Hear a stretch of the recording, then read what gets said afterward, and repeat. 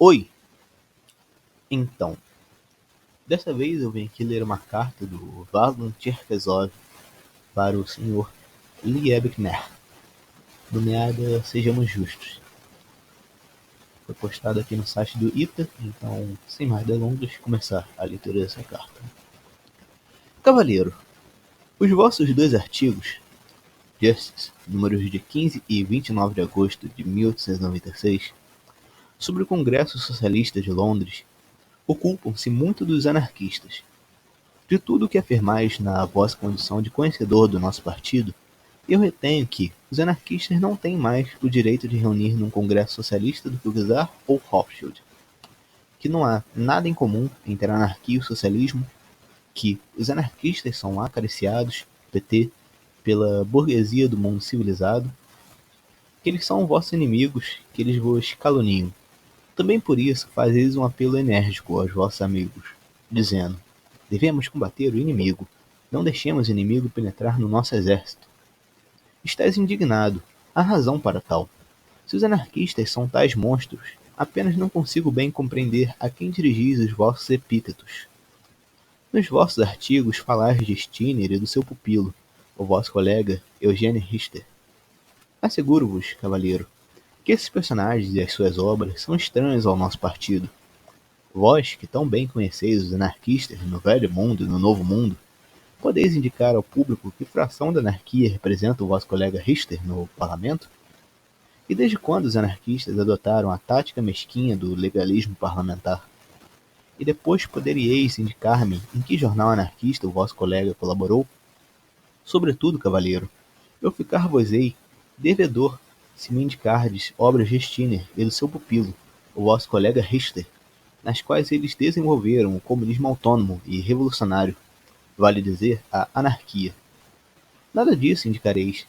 Stirner, individualista, Richter, destrutor do socialismo, são por vós mencionados apenas para demonstrar aos vossos amigos que os anarquistas não são socialistas. Talvez para os vossos amigos isso pareça claro, mas eu temo, cavalheiro, que as pessoas de boa fé acharão os vossos argumentos algo ilógicos.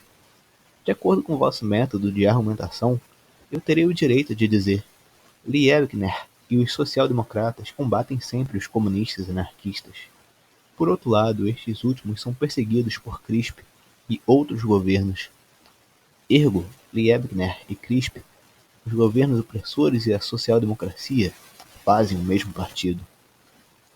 Isso é monstruoso, dizeis vós. Sim, monstruoso, mas não mais do que a vossa própria argumentação. Apenas imito o vosso método. Pretendeis mostrar que os anarquistas não são socialistas? Existe um método bem simples, a demonstração. Basta comparar as fórmulas, as profissões de fé, dos verdadeiros socialistas e dos anarquistas. Assim desejais? Tomamos os comunistas da Grande Revolução, os socialistas de 1848, a Associação Internacional e comparemos com as profissões de fé dos anarquistas. E adicionemos também o vosso programa. Sabeis, cavalheiro, que a convenção contra a qual Babeuf, Bonarotti e os iguais conspiraram proclamou toda espécie de liberdades políticas e que os edifícios nacionais carregam a divisa: liberdade, igualdade, fraternidade. Mas o povo permanecia no mesmo estado de miséria. Onde estava a sua causa? Perguntaram às pessoas honestas. A causa, disse Bonarotti, encontra-se na desigualdade das fortunas, na propriedade individual. Foi para obter igualdade econômica que os iguais conspiraram contra a convenção. Não há liberdade, lemos na Proclamação de Blanc, em 1848, para quem tem falta de pão. Não há igualdade quando a opulência se estende ao lado da miséria.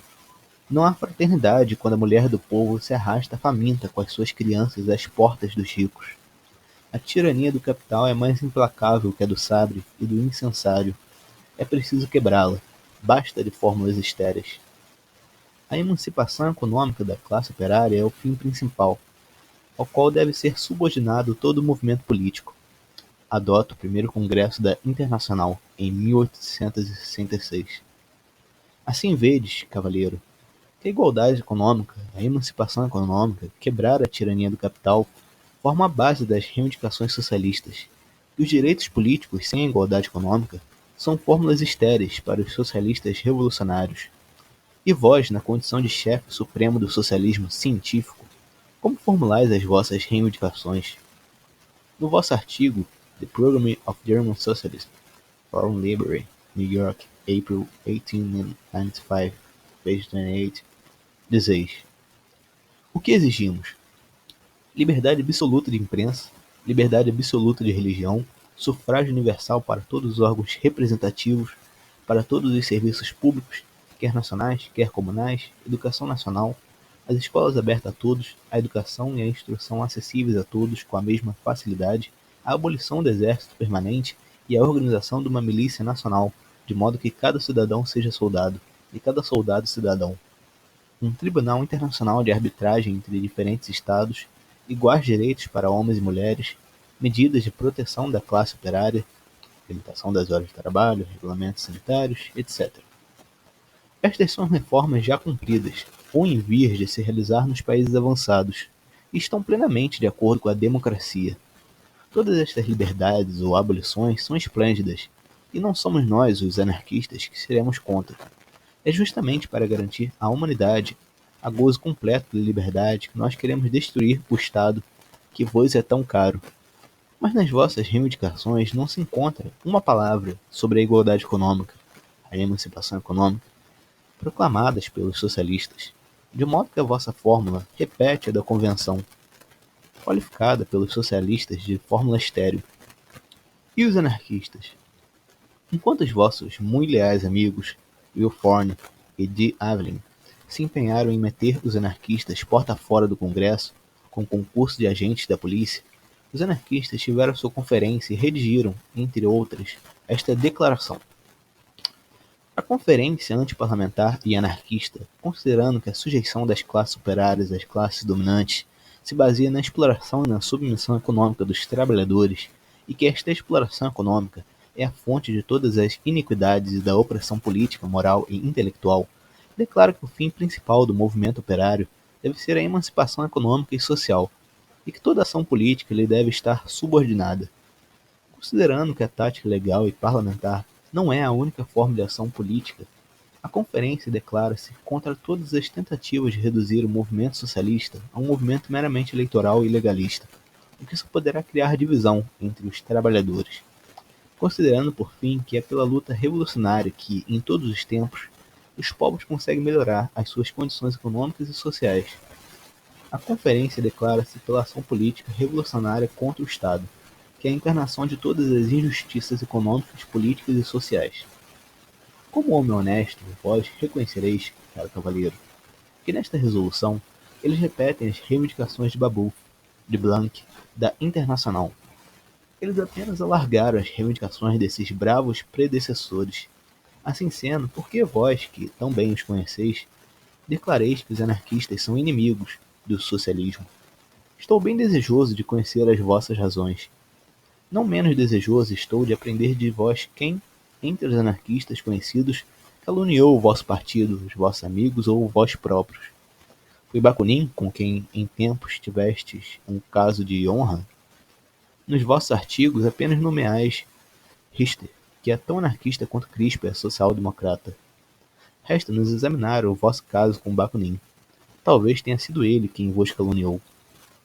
Na memoir apresentada pela Federação Jurassiana da Associação Internacional dos Trabalhadores, lemos: não podemos deixar passar em silêncio, a propósito do Congresso de Bale, de 1869, um incidente pessoal de grande importância. Bakunin soubera que Liebknecht, ao falar de si, o fez passar por agente do governo russo. O júri foi composto por 10 membros, de Paep, Palix, Saint-Non, Fritz Robert, Moritz Hess, Icarius e outros. O júri declarou em unanimidade que Liebknecht agira mal ao repetir infames calúnias. Liebknecht, estendendo a mão a Bakunin, declarou que o tinha por homem honesto e bom revolucionário. Eu enganei-me a vosso respeito, disse ele. Eu contribuí para propagar acusações caluniosas e vos devo uma reparação. Página 84. Como reparação, vós vos encarregastes de publicar no vosso jornal um artigo de retificação. Bakunin, continua a memoir, entregou-lhe em mãos o artigo. O que fez Liebknecht? Nunca o publicou. Página 85.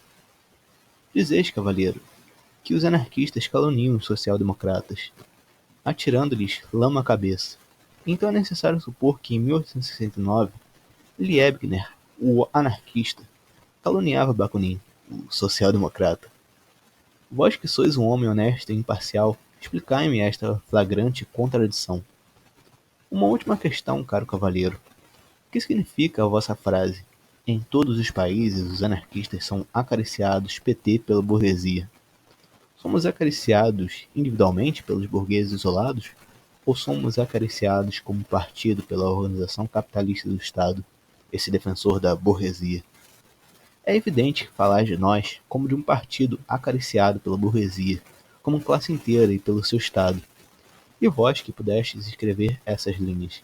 Vós, um jornalista, um homem político? Como, caro cavalheiro, não sabeis que as prisões e as masmorras de Itália, França, Espanha e Portugal estão preenchidas de anarquistas? Que mesmo em Inglaterra e nos Estados Unidos há anarquistas nos trabalhos forçados? E na Alemanha, onde a reação estúpida vos persegue e aos vossos amigos, não foram os anarquistas Landauer, de Gumplovius, Grunan e outros que sofreram 18 meses de reclusão? Tomai, cavalheiro, qualquer um entre os meus amigos anarquistas, e vereis que todos eles foram acariciados com prisões e com deportações. Cipriani, 16 anos. Luiz Michel, 14 anos. Borda, 5 anos. Kropotkin, 5 anos. Martin, 5 anos. Merlino, Malato, For, Grave, Pujol, Reclus, Malatesta, Nicol, todos, absolutamente todos, sofreram longos anos de aprisionamento, deportação, exílio, e chamais a isso ser acariciado. Talvez não soubesseis nada disto, admitamos, mas sabeis perfeitamente que, durante estes últimos 20 anos, a pena de morte para casos políticos, nos países civilizados, foi aplicada somente aos anarquistas. Sabeis da execução de Reinsdorf e de Caserio, pois, se não vós pessoalmente, pelo menos o vosso jornal excitou contra eles o ódio do governo e da burguesia. Conheceis muito bem as execuções de Parsons, de Spies e de outros anarquistas de Chicago, de Valand, de Ballas, de Henry. Sabeis perfeitamente que é o partido anarquista perseguido, martirizado. Pudestes escrever que os anarquistas são acariciados pela burguesia? Que as pessoas honestas, que os bravos operários alemães, em cujo nome gostais de falar, julguem os vossos procedimentos literários. Então, é isso. Caraca, artigo grande e artigo meio complicado de ler, por muitas palavras aí, muitos nomes em alemão, em russo, francês. Como falei, o autor foi o Valan Tcherskov, foi traduzido ao português pelo João Black. Ele foi a fonte de um texto publicado em 1896, em francês, no Les Temps Nouveaux, de Paris, e em inglês em brochura pela Liberty Press de Londres. Foi também incluído na edição inglesa aumentada do livro Páginas de História Socialista, que já havia sido publicado em francês. No caso, essa tradução em si, ela foi publicada originalmente no site Última Barricada, e sendo que eu não achei no Última Barricada, achei só aqui no ITA mesmo. Aqui no ITA em si, ele foi publicado no dia 25 de julho de 2020. Então é isso. ITA, no caso, o Instituto de Teoria e História Anarquista. Link aí na descrição, como sempre. Espero que todos tenham gostado da leitura desse artigo aqui. Artigo um pouco maior do que os artigos que eu comumente leio aqui nesse canal. E, como eu sempre digo, até mais.